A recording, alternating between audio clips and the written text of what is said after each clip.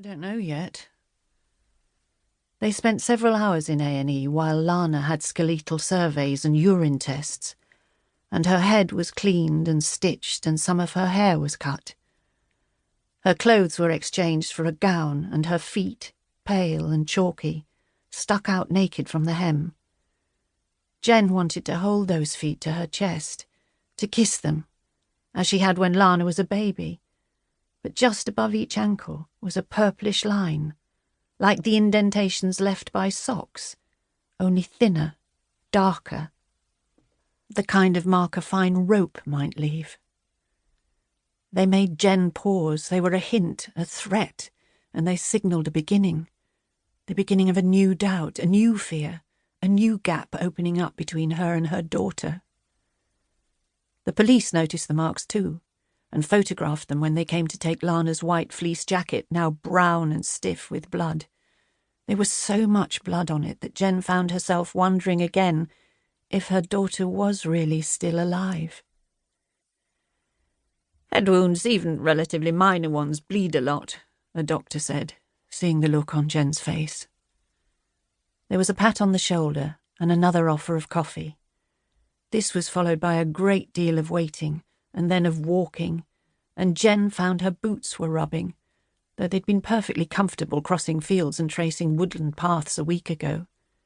And finally they were in a ward. Lana in a bed, the drip hung up and heat packs renewed. She was asleep, or if not quite asleep, then in some fog of her own. The day had been blue and bright, but now the sun was low, the air cold.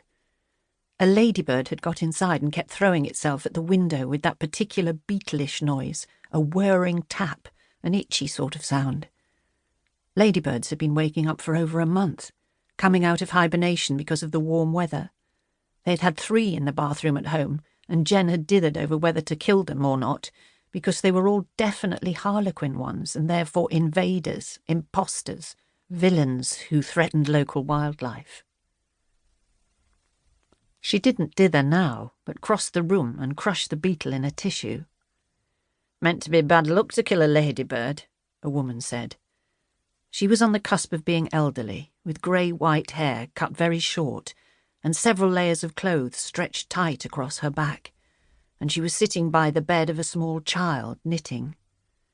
The colour of the cardigan she wore, teal, and the colour of the wool she was knitting with, dark turquoise, was so close it seemed as though she were adding to her own clothes as she went. There was something mythical about this, fairy-tale-like, which stopped Jen from telling her to piss off.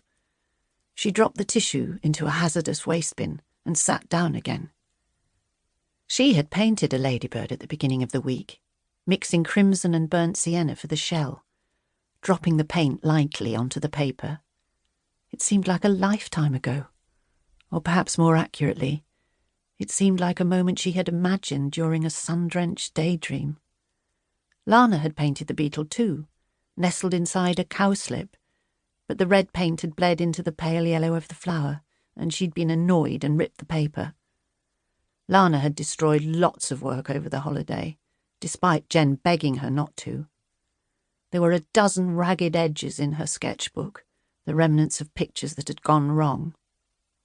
"Hello." A man wearing the doctor's uniform of a checked rolled-sleeve shirt tucked into chinos greeted them, and Hugh stood up, his own unchecked, unrolled, untucked shirt a little more crumpled, a little tighter over the belly. "I'm Dr. Kamal. Can you open your eyes for me, Lana?" He spoke with a deep, rich voice, tilting his head as he shone a light into Lana's eyes. Hugh stepped forward, and Jen knew he wanted to save her from this last bit of discomfort.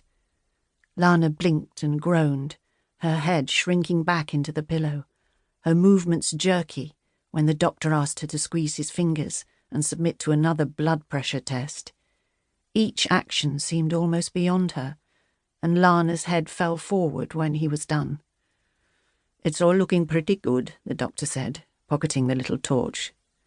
"We've got her temperature up, which we're pleased about. She's dehydrated and disorientated, obviously, and there are some infected scrapes. But the laceration on her head isn't nearly as..."